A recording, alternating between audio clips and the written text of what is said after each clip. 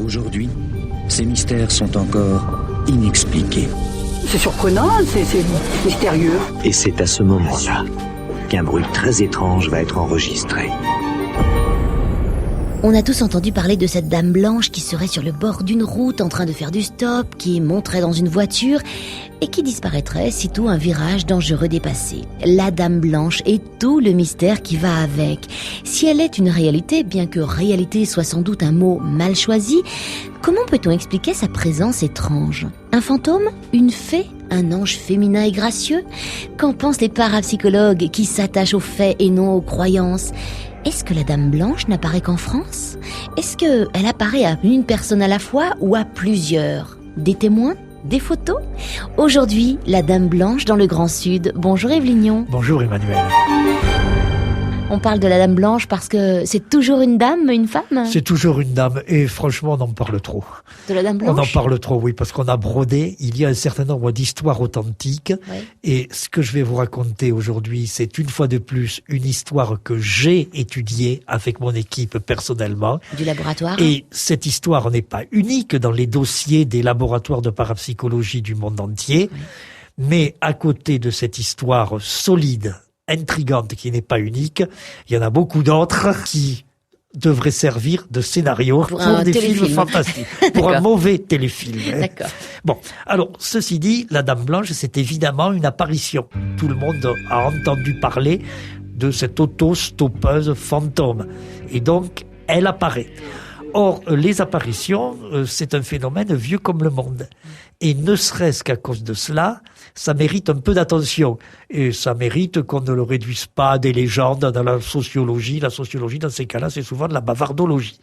Mais on est bien obligé de constater, avec l'esprit froid, que dans toutes les cultures, et depuis les débuts de l'histoire, il y a eu des récits d'apparitions. Dans le monde entier. Dans le monde entier. Et ces récits, on peut même faire des catégories. Il y a, nous évoquerons quelques cas un jour ou l'autre, les apparitions au moment de la mort. Une personne meurt. Quelque part dans le monde. Quelque part dans le monde, j'allais le dire. Oui.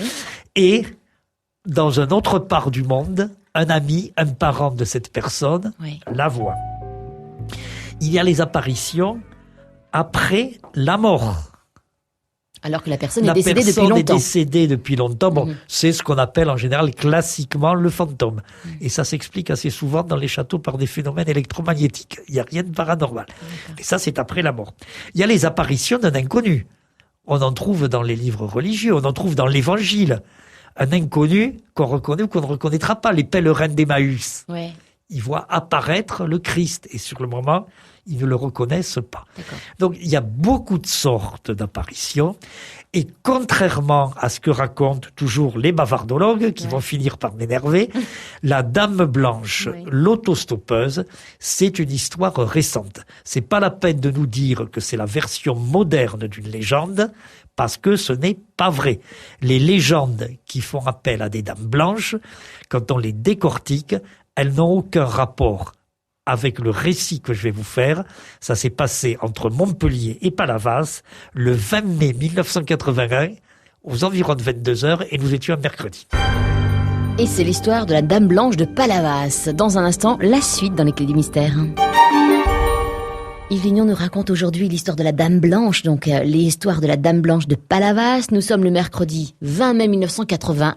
Mitterrand est élu président depuis 10 jours ? Depuis 10 jours. Voilà. Et vous savez, ce n'est pas émettre une opinion, c'est faire un constat. Que les voix de la jeunesse, les voix des jeunes de l'époque n'ont pas manqué à François Mitterrand et sont une des raisons de sa victoire. François Mitterrand est élu président de la République. Et donc nous avons là 4 jeunes gens, 4 étudiants, 2 couples. Allez, on dit les choses. D'accord. 2 couples qui sont à Montpellier, qui sont en train de préparer leurs examens. Et comme cela se fait depuis des générations, parce qu'il fait beau, ils sont allés passer la journée à Palavas, c'est-à-dire un peu à Montpellier-Plage. Oui, au bord de la mer. La chose est archi connue. Donc il est 22h, ils ont mangé, devinez quoi, à Palavas, là au bord de la plage. Des moules ? Non, des pizzas, Okay. bien entendu. Et ils rentrent. Ils rentrent parce que quand même c'est la période des examens. Ils sont vraiment en pleine forme. je vous le dis, parce que justement, ils font partie de ceux qui ont voté François Mitterrand, donc ils ont conscience de vivre un événement important. Ils savent que c'est le lendemain. C'était de ça qu'ils parlaient en montant dans la voiture. D'accord. Le lendemain, il y aura une grande cérémonie, que le nouveau président se rendra au Panthéon, et ils se préoccupent surtout de trouver une télévision pour la regarder. Il est environ 22 heures quand ils montent dans leur voiture. Et ici, cette voiture, c'est une voiture d'étudiant, mais elle présente quelques aspects, quelques caractères importants. C'est une R5. Ah, comme effectivement, il y en avait beaucoup dans les années 80. Il y en a On a beaucoup. tous Et eu une R5. R5, combien de portières?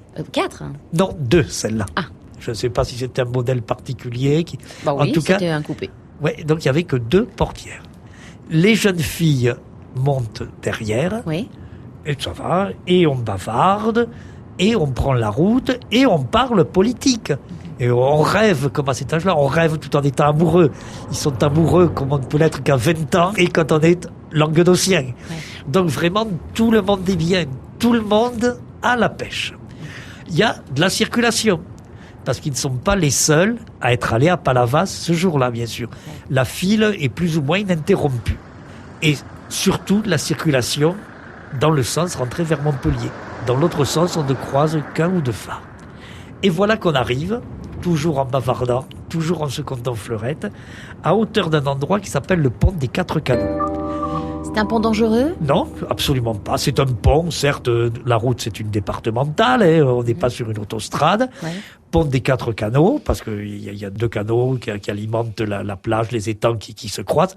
Je fais bien remarquer que c'est un carrefour de canaux, si l'ose dire, et pas un carrefour de route. Ça, D'accord. c'est à cause des bavardologues. On verra plus D'accord. tard tout à l'heure. Ok. Et les voitures devant eux se succèdent. Et, première réaction d'une jeune fille, tiens, cette autostoppeuse-là, personne ne la prend. Tout le monde passe là. Bon, allez, on va la prendre. Ils sont à environ 200 mètres. Quand ils la distinguent, évidemment, au mois de mai, la nuit est très claire. Et réaction d'une fille, d'une des 2 filles, faudra qu'on se serre. Ben oui, bien sûr. Bah, 3 derrière. oui. 3 derrière, mais on se serrera, pas de personne ne problème. la prend. Et il s'arrête. Et ça, c'est un point très fort de cette histoire. Vous verrez pourquoi tout à l'heure. Ok. Ils font monter une dame qui a l'air de porter à peu près la cinquantaine, Oui. une allure très élégante. Elle porte une gabardine, ce qui n'est pas tellement de saison, et elle a un foulard blanc autour du cou. Bon, puis elle s'installe, et la voiture repart vers Montpellier. C'est elle qui ouvre la porte. On ouvre On lui le ouvre la garçon qui porte est du côté du passager ouvre la porte, D'accord. il se lève, une jeune fille sort, la dame s'installe au milieu, enfin, le Une truc personne normale. classique. Ok. Et donc, elle s'installe et on repart.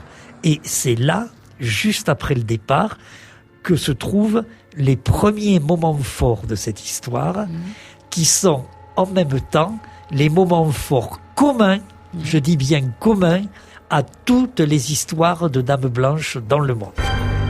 Les moments forts donc à découvrir dans un instant dans les clés du mystère. Juste une petite question, Yves Lignon. Personne ne la prenait parce que, a priori, on peut penser que personne ne la voyait, cette autostoppeuse.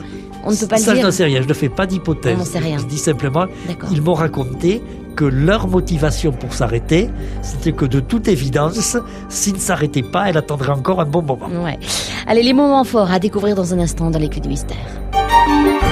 Paranormal, phénomènes étranges, histoires fantastiques, les clés du mystère sur Sud Radio. Aujourd'hui, dans les clés du mystère, l'histoire de 2 jeunes couples. Ils sont étudiants, ils ont une petite vingtaine d'années. On est dans l'Aude, hein, c'est bien ça, Dans l'Hérault. l'Hérault, On est dans dans l'Hérault. l'Hérault, bien sûr, bon, pas très loin de Montpellier, entre Palavas et Montpellier. Là, il y a un croisement de canaux, il y a un pont, et puis il y a une autostoppeuse habillée en blanc. Alors, elle n'a pas une robe blanche, elle a une gabardine Alors, blanche. on ne sait pas si elle porte une robe ou un pantalon. On sait qu'elle a une gabardine. Elle porte Ah, une mais- gabardine et un foulard blanc. Voilà. Peut-être que sous la gabardine, elle a quelque chose. Ah oui, je Peut-être l'espère, pas. je l'espère. On ne sait pas, on ne sait pas.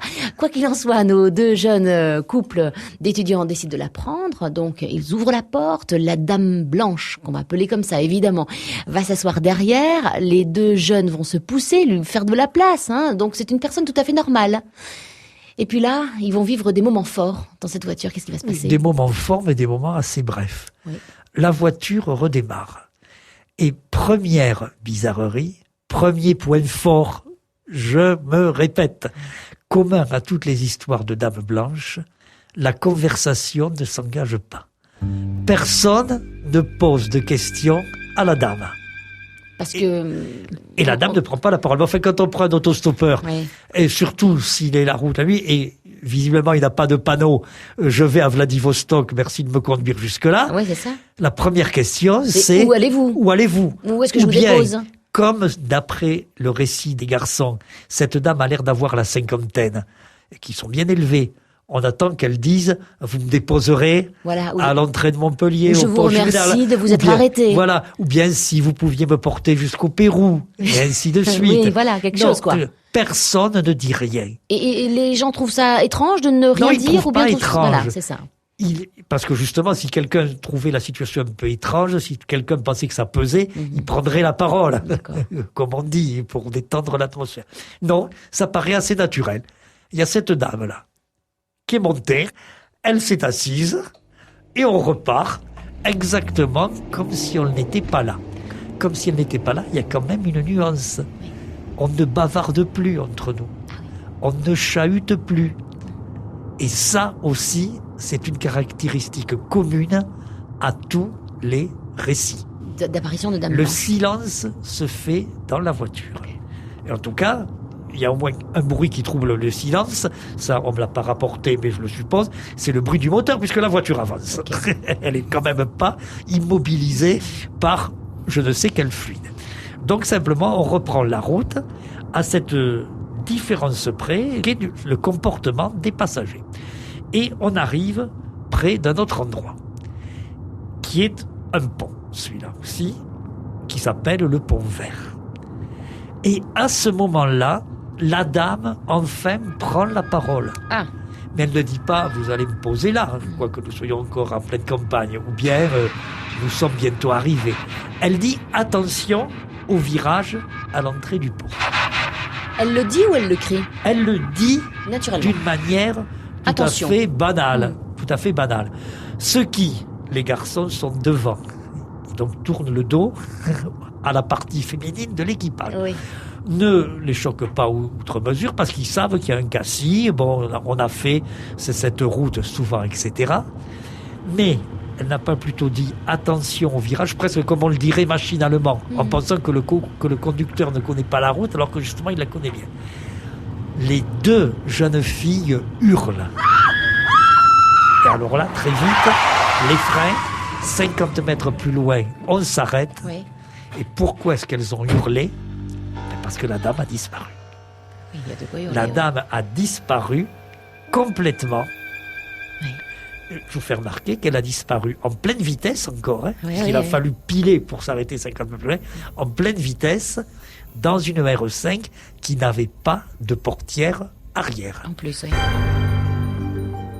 Bon, ben moi, j'étais pas sur les genoux du passager avant, mais je crois que j'aurais été comme lui, j'aurais quand même fait une drôle de tête. Bien sûr.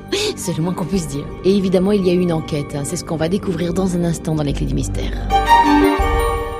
4 jeunes étudiants dans les années 80, on est pile en 1981, 1980. 10 jours après l'élection de François Mitterrand. 4 jeunes étudiants donc reviennent de la plage.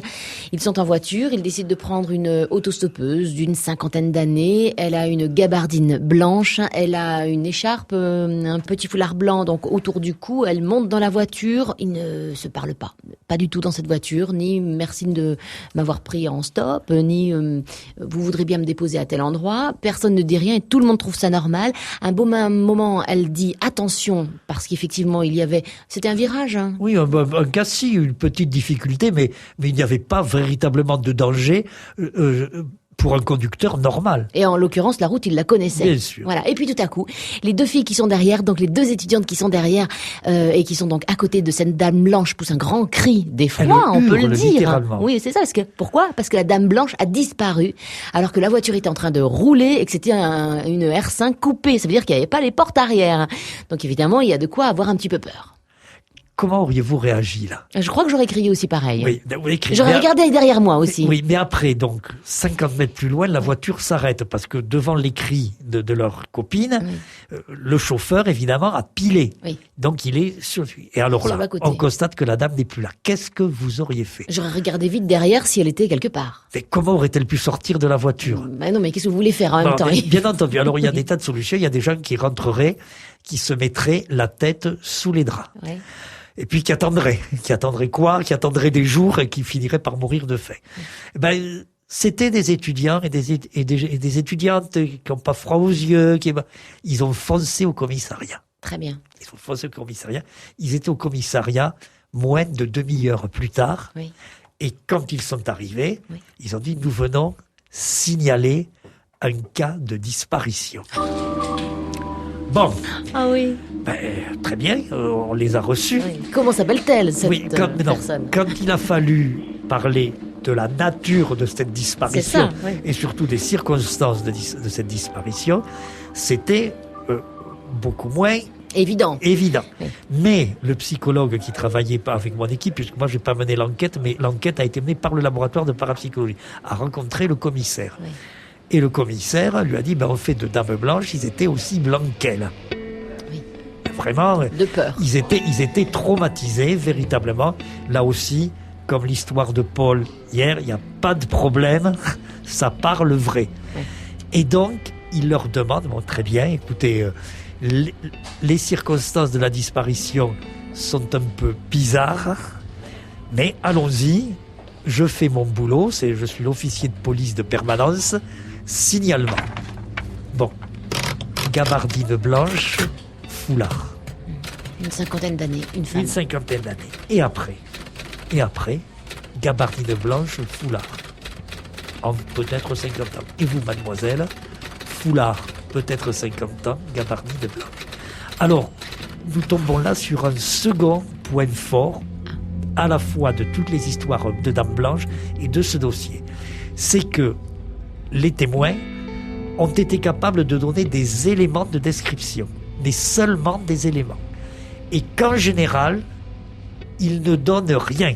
Quand on les interroge comme ça, c'était une dame blanche.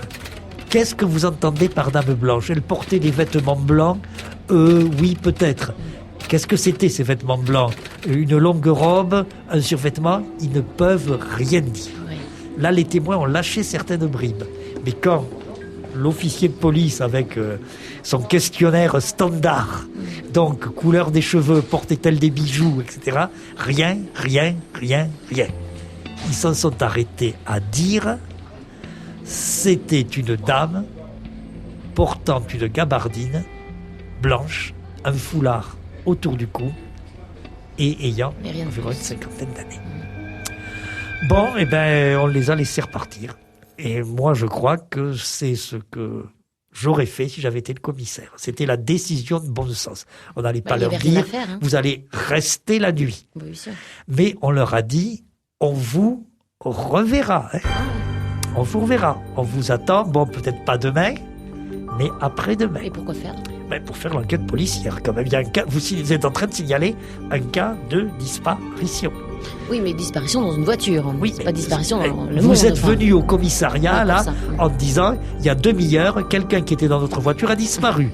Automatiquement, on vous attend, oui. On vous donne rendez-vous. D'accord. Et donc, ils sont revenus au commissariat. Sud Radio, les clés du mystère. Dans les clés du mystère, cet après-midi, on parle de la Dame Blanche qui aurait, donc, on dit toujours aurait. Oui, aurait. Oui, qui aurait apparu à 4 jeunes étudiants à Palavas. Donc, évidemment, ils sont quand même très traumatisés, on peut les comprendre. Ils filent au commissariat pour annoncer qu'il y a eu une disparition. Ils ont un petit peu de mal à expliquer, parce qu'ils savent pas grand-chose. Mais ils sont quand même crédibles. Oui, parce qu'ils sont aussi blancs que la dame. Je suppose que quand ils sont se présentés au planton, en disant nous venons de signaler une disparition, le planton a demandé comment elle était dans la voiture, hop, on ne sait plus où elle est. Le planton les a de suite guidés vers l'officier, l'officier de permanence. Mais l'officier de permanence, de toute évidence, les a pris au sérieux. Oui. Et je pense qu'il a bien fait son boulot. Bon, il faut dire que les étudiants étaient aussi blancs que donc la dame blanche. Blancs que la dame. Oui, c'est ça. Elle avait donc une gabardine blanche, un foulard blanc, elle a une 50aine d'années, c'est une femme, c'est tout ce qu'ils savent. C'est tout. Ils sont incapables. Alors que déjà, dès ce soir-là, l'officier de police pose les premières questions. Mais mesdemoiselles, elle était bien assise entre vous deux, oui. Comment Entre vous deux. Oui, elle était assise entre vous deux. Ouais. Comment donc êtes-vous incapable de me décrire son visage ou au moins la couleur des cheveux? Êtes-vous incapable de me dire si elle portait ou non des bijoux? Vous touchiez presque ma main. C'est comme ça, presque. On les revoit le lendemain et on fait une enquête vraiment approfondie, une enquête policière. C'est-à-dire interrogatoire séparé, on essaie de croiser. L'officier de police a dit carrément à l'envoyé de mon équipe, on n'a pas hésité à les bluffer dans les interrogatoires comme si c'était des truands, comme quand on cherche à faire se couper des truands. On a utilisé toutes les ficelles, il n'y a pas de problème. Le psychologue, lui, donc, a travaillé dans une autre direction. Il a cherché s'il n'y avait pas tendance à fantasmer, qu'il leur a fait passer des tests de personnalité. S'il connaissait la Dame Blanche, Oui, la légende. Bon, bien sûr, toutes ces choses-là. Et de toute évidence, les tests n'ont rien donné d'inquiétant. C'était des jeunes gens très positifs, encore une fois, qui revenaient de passer une journée à la plage avec les petites amies. C'était des jeunes gens ayant les pieds sur terre, qui se moquaient autant des histoires de fantômes que moi de la littérature esquimau, vous voyez, etc., qui n'avaient pas envie qu'on parle d'eux. Oui, ils n'avaient ni bu ni fumé. Non, absolument pas. Qui ont demandé d'ailleurs à la police de leur assurer une certaine tranquillité. C'est pour ça que la presse n'en a parlé que beaucoup plus tard, parce qu'on a fait volontairement le blackout. Bon, bref, il y avait absolument rien à dire. Cette histoire-là, qu'ils ont racontée, ils l'ont, d'une certaine manière, véritablement vécue. Ils étaient aussi sincères que nous, quand nous disons, tiens, en sortant et en allant prendre le métro, j'ai croisé Dupont. Et le plus joli, si vous voulez, c'est peut-être le mot de la fin. Parce que, donc, mon ami, le psychologue, a travaillé très étroitement avec le policier. Oui.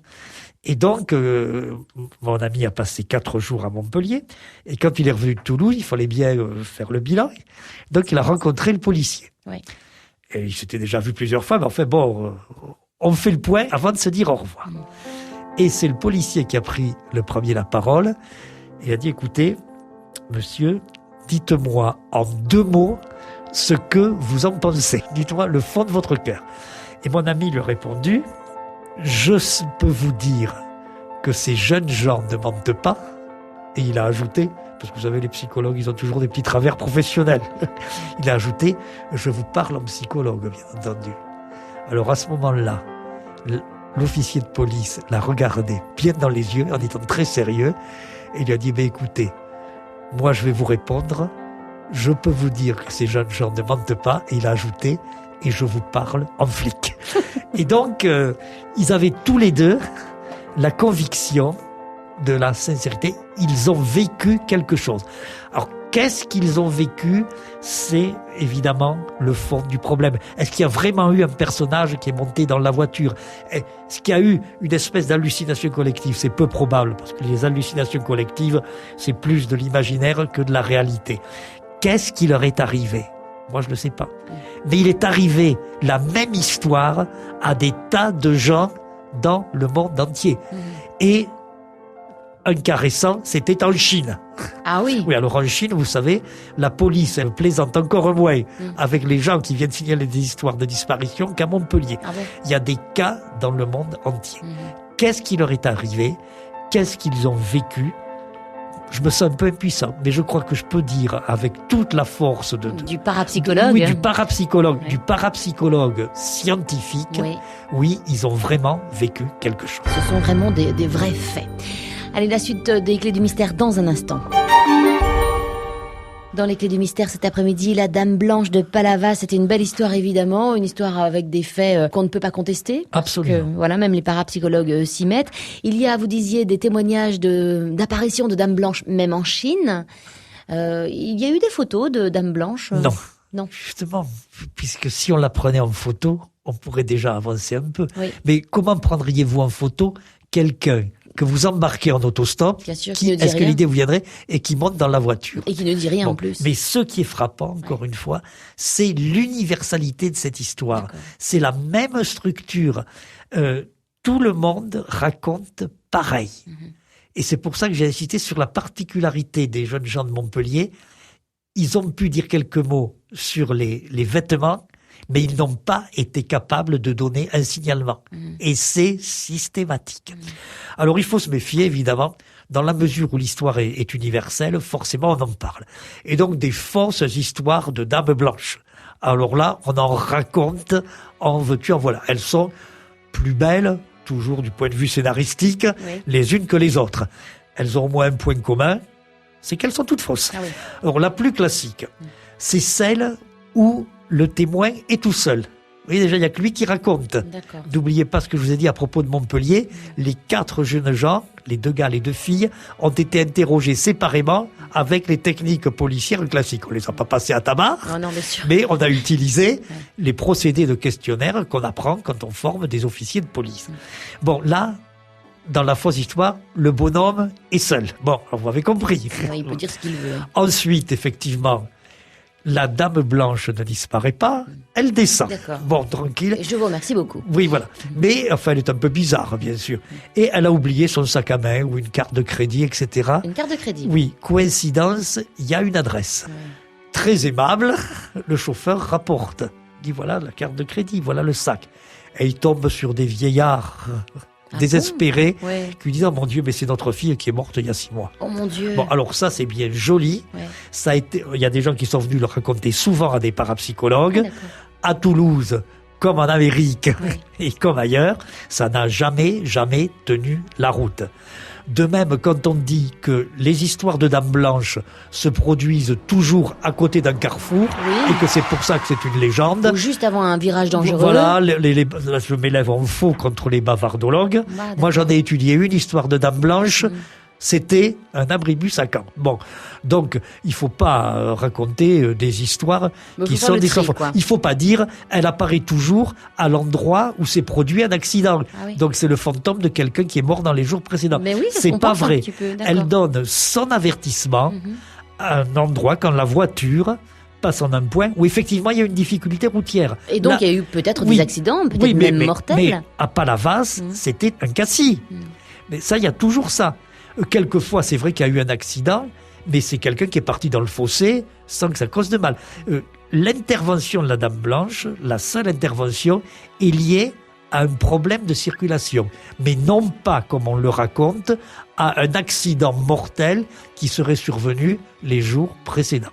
Donc on en raconte beaucoup, on en raconte davantage. De toute façon, on a autre chose à faire puisque 14h30 approche. Oui. Et moi, je trouve que cette histoire, même si on est moins scientifique que moi, moi, après tout, je suis méchamment scientifique. Oui, oui. Si on aime le merveilleux, cette histoire de Montpellier, en plus, pensez 4 jeunes gens pleins de santé, contents à cause des résultats de l'élection, les petites amies derrière, cette histoire, elle est suffisamment merveilleuse pour enthousiasmer, et en plus d'être merveilleuse, elle est vraie.